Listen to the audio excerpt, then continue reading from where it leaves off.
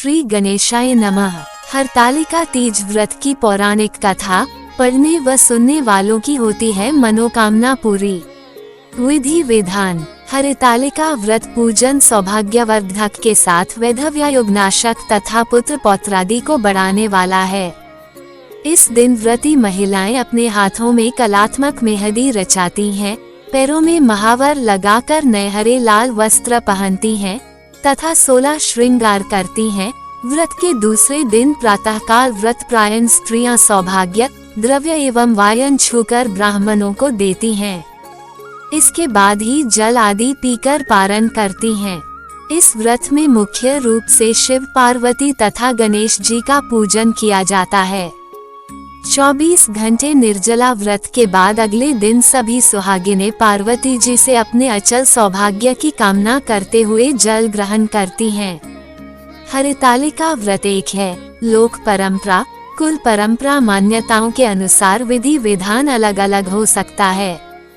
हरतालिका के दिन व्रत एवं संकल्प पति पत्नी के बीच प्रेम एवं सद्भावना की भावना को जागृत करेगा। हरतालिका पूजन के प्रभाव एवं शिव पार्वती के आशीर्वाद से व्रती स्त्री अपने ग्रह योग एवं गुणों से अपने पति के भाग्य को बदलने की ताकत रखती है। व्रत कथा। हरतालिका तीज के व्रत के दिन व्रती महिलाएं वह कथा सुनती हैं जो स्वयं पार्वती जी के जीवन में घटित हुई थी। इस कथा को सुनने से मां पार्वती के त्याग, संयम, धैर्य एवं एकनिष्ठ पतिव्रत धर्म को धारण कर व्रती महिलाओं का मनोबल ऊंचा उठता है। मन ही मन शिव जी को पति मानकर माता पार्वती ने घोर तपस्या की। नारद मुनि के कहने पर माता पार्वती के पिता हिमाचल ने उनका विवाह भगवान विष्णु से तय करना स्वीकार किया। ये सुनकर माता पार्वती की सखियों ने उन्हें हर कर वन में छुपा दिया, जहां भाद्रपद मास के शुक्ल पक्ष की तृतीया के दिन बालू का शिवलिंग बनाकर उन्होंने निर्जल उपवास करना प्रारंभ किया। इस तपस्या से प्रसन्न होकर भगवान शिव ने माता पार्वती को अपनी अर्धांगिनी बनाना स्वीकार कर लिया। भाद्रपद माह के शुक्ल पक्ष तृतीया तिथि हरतालिक तीज का व्रत किया जाता है और इस बार यह शुभ तिथि 18 सितंबर दिन सोमवार है। इस दिन विधि विधान के साथ भगवान शिव और माता पार्वती की पूजा अर्चना करते हैं और हरतालिका तीज व्रत की कथा सुनते व पढ़ते हैं। आइए जानते हैं हरतालिक तीज व्रत कथा के बारे में। 18 सितंबर दिन सोमवार को हरतालिका तीज का व्रत किया जाता है। ये पर्व हर वर्ष भाद्रपद माह के शुक्ल पक्ष तृतीया तिथि को मनाते हैं। इस व्रत के करने से भगवान शिव और माता पार्वती का आशीर्वाद प्राप्त होता है और जीवन के सभी कष्ट दूर होते हैं। हरतालिका तीज का पर्व भगवान शिव और माता पार्वती के अटूट रिश्तों को ध्यान में रखकर किया जाता है। इस दिन महिलाएं 16 श्रृंगार करके पूजा अर्चना करती हैं और अखंड सौभाग्य का आशीर्वाद प्राप्त करती हैं। साथ ही फिर हरतालिका तीज की कथा सुनती हैं। हरतालिक तीज के कथा सुनने व पढ़ने मात्र से भगवान शिव और माता पार्वती का आशीर्वाद प्राप्त होता है और सुख शांति और समृद्धि में वृद्धि होती है। ये कथा बहुत पवित्र मानी जाती है, इसलिए इस दिन हरतालिक तीज की कथा अवश्य सुननी व पढ़नी चाहिए। बोलिए शिव पार्वती गणेश जी की जय हो। हरतालिका तीज की कथा आरंभ करते हैं। जिनके दिव्य केशों पर आकम के फूलों की माला शोभा देती है और जिन भगवान शंकर के मस्तक पर चंद्र और गले में मुंडों की माला पड़ी हुई है, जो माता पार्वती दिव्य वस्त्रों से तथा भगवान शंकर दिगंबर वेश धारण किए हैं, उन दोनों भवानी शंकर को नमस्कार करता हूँ। कैलाश पर्वत के सुंदर शिखर पर माता पार्वती जी ने महादेव जी से पूछा, हे महेश्वर, मुझसे आप वह गुप्त से गुप्त बातें बताए जो सभी के लिए सरल और महान फल देने वाली है। हे नाथ, यदि आप मुझसे प्रसन्न हैं, तो आप मुझे दर्शन दें। हे जगत नाथ, आप आदि मध्य और अंत रहित हैं, आपकी माया का कोई पार नहीं है। आपको मैंने किस भांति प्राप्त किया है? कौन से व्रत, तप या दान के पुण्य फल से आप मुझको वर रूप में मिले? महादेव जी बोले, हे देवी, मैं आपके सामने उस व्रत के बारे में कहता हूँ जो परम गुप्त है। जैसे तारागणों में चंद्रमा और ग्रहों में सूर्य, वर्णों में ब्राह्मण, देवताओं में गंगा, पुराणों में महाभारत, वेदों में साम और इंद्रियों में मन श्रेष्ठ है, वैसे ही पुराण और वेद सब में इसका वर्णन आया है, जिसके प्रभाव से तुमको मेरा आधा आसन प्राप्त हुआ है। हे प्रिय, उसी का मैं तुमसे वर्णन करता हूँ। सुनो, भाद्रपद मास के शुक्ल पक्ष की हस्त नक्षत्र के दिन इस व्रत का अनुष्ठान मात्र करने से सभी पापा का नाश हो जाता है। तुमने पहले हिमालय पर्वत पर इसी महान व्रत को किया था जो मैं तुम्हें सुनाता हूँ। पार्वती जी बोली, हे प्रभु, इस व्रत को मैंने किस लिए किया था यह मुझे सुनने की इच्छा है, सो कृपा करके कहें।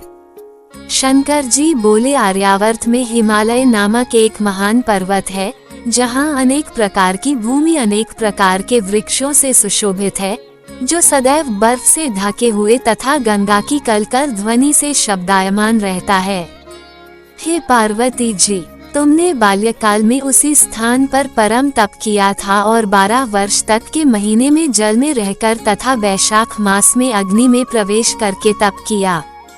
सावन के महीने में बाहर खुले में निवास कर अन्न त्याग कर तप करती रहीं।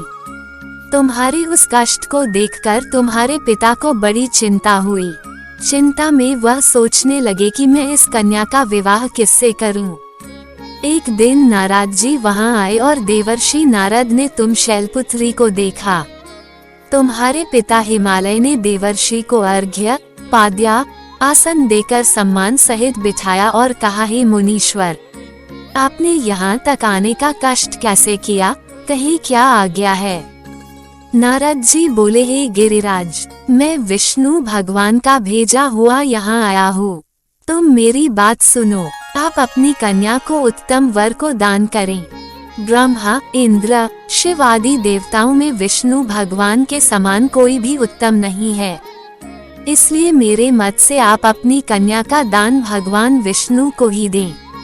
हिमालय बोले, यदि भगवान वासुदेव स्वयं ही कन्या को ग्रहण करना चाहते हैं और इस कार्य के लिए ही आपका आगमन हुआ है तो वह मेरे लिए गौरव की बात है। मैं अवश्य उन्हें ही दूंगा। हिमालय का यह आश्वासन सुनते ही देवर्षि नारद जी आकाश में अंतर्धान हो गए और भगवान विष्णु के पास पहुँचे। नारद जी ने हाथ जोड़कर भगवान विष्णु से कहा, प्रभु, आपका विवाह कार्य निश्चित हो गया है। इधर हिमालय ने पार्वती जी से प्रसन्नता पूर्वक कहा, हे पुत्री, मैंने तुमको गरुड़ ध्वज भगवान विष्णु को अर्पण कर दिया है। पिता के इन वाक्यों को सुनते ही पार्वती जी अपनी सहेली के घर गईं और पृथ्वी पर गिरकर अत्यंत दुखित होकर विलाप करने लगीं। उनको विलाप करते हुए देखकर सखी बोली, हे देवी, तुम किस कारण से दुखी हो, मुझे बताओ, मैं अवश्य ही तुम्हारी इच्छा पूरी करूंगी। पार्वती बोली, हे सखी, सुन, मेरी जो मन की अभिलाषा है सुनाती हूँ। मैं महादेव जी को वरण करना चाहती हूँ। मेरे इस कार्य को पिताजी ने बिगाड़ना चाहा है, इसलिए मैं निसंदेह इस शरीर का त्याग करूंगी। पार्वती के इन वचनों को सुनकर सखी ने कहा, हे देवी, जिस वन को तुम्हारे पिताजी ने न देखा हो तुम वहां चली जाओ।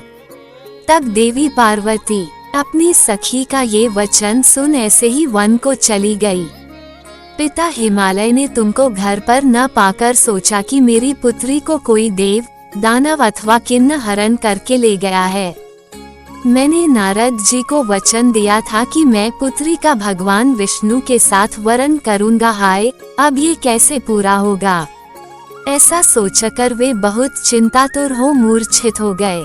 तब सब लोग हाहाकार करते हुए दौड़े और मूर्छा दूर होने पर गिरिराज से बोले कि हमें आप अपनी मूर्छा का कारण बताओ। हिमालय बोले, मेरे दुख का कारण यह है कि मेरी रत्न रूपी कन्या को कोई हरण कर ले गया, या सर्प ने काट लिया, या किसी सिंह ने मार डाला। वह ने जाने कहाँ चली गई, या उसे किसी राक्षस ने मार डाला है। इस प्रकार कहकर गिरिराज दुखित होकर ऐसे कांपने लगे जैसे तीव्र वायु के चलने पर कोई वृक्ष कांपता है। तत्पश्चात हे पार्वती, तुम्हें गिरिराज साथियों सहित घने जंगल में ढूंढने निकले। तुम भी सखी के साथ भयानक जंगल में घूमती हुई वन में एक नदी के तट पर एक गुफा में पहुंची। उस गुफा में तुम आनी सखी के साथ प्रवेश कर गईं, जहां तुम अन्न जल का त्याग करके बालू का लिंग बनाकर मेरी आराधना करती रहीं। उस समय पर भाद्रपद मास की हस्त नक्षत्र युक्त तृतीया के दिन तुमने मेरा विधि विधान से पूजन किया तथा रात्रि को गीत गायन करते हुए जागरण किया। तुम्हारी उस महाव्रत के प्रभाव से मेरा आसन डोलने लगा। मैं उसी स्थान पर आ गया जहां तुम और तुम्हारी सखी दोनों थीं। मैंने आकर तुमसे कहा, हे वरान्ने, मैं तुमसे प्रसन्न हूँ, फिर तुम मुझसे वरदान मांग। तब तुमने कहा कि हे देव, यदि आप मुझसे प्रसन्न हैं तो आप महादेव जी ही मेरे पति हों।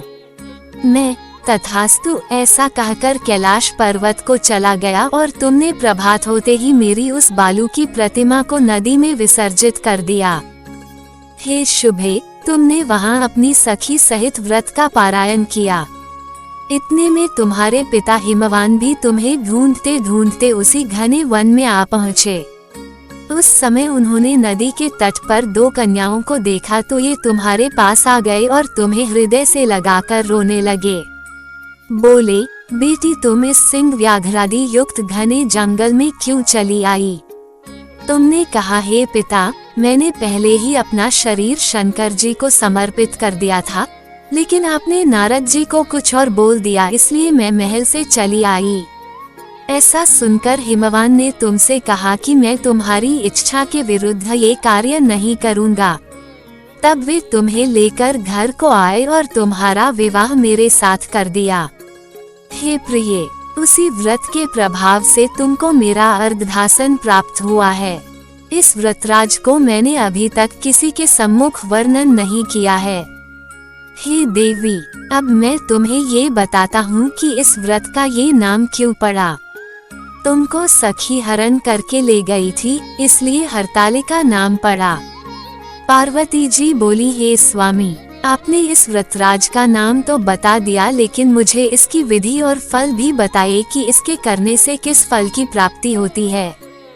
तब भगवान शंकर जी बोले, सौभाग्य की इच्छा रखने वाली महिलाओं को यह व्रत पूरे विधि विधान के साथ करना चाहिए। व्रत में केले के खम्भों से मंडप बनाकर उसे वंदनवारों से सुशोभित करें। उसमें विविध रंगों के उत्तम रेशमी वस्त्र की चांदनी ऊपर तान दें। चंदन आदि सुगंधित द्रव्यों का लेपन करके महिलाएं एकत्रित हों। शंख, भेरी, मृदंग आदि बजावें। विधि पूर्वक मंगलाचार करके श्री गौरी शंकर की बालू निर्मित प्रतिमा स्थापित करें। फिर भगवान शिव पार्वती जी का गंध, धूप, पुष्प आदि से विधि पूर्वक पूजन करें। अनेकों नैवेद्यों का भोग लगावें और रात्रि को जागरण करें। नारियल, सुपारी, जमवारी, नींबू, लौंग, अनार, नारंगी आदि ऋतुफलों तथा फूलों को एकत्रित करके धूप, दीप आदि से पूजन करके कहे, हे कल्याण स्वरूप शिव, हे मंगल रूप शिव, हे मंगल रूप महेश्वरी, हे शिवे, सब कामनाओं को देने वाली देवी कल्याण रूप तुम्हें नमस्कार है। कल्याण स्वरूप माता पार्वती, हम तुम्हें नमस्कार करते हैं। भगवान शंकर जी को सदैव नमस्कार करते हैं। हे ब्रह्म रूपिणी जगत का पालन करने वाली माँ, आपको नमस्कार है। हे सिंहवाहिनी, मैं सांसारिक भय से व्याकुल हूँ, तुम मेरी रक्षा करो। हे महेश्वरी, मैंने इसी अभिलाषा से आपका पूजन किया है। हे पार्वती माता, आप मेरे ऊपर प्रसन्न होकर मुझे सुख और सौभाग्य प्रदान कीजिए। इस प्रकार के शब्दों द्वारा उमा सहित शंकर जी का पूजन करें।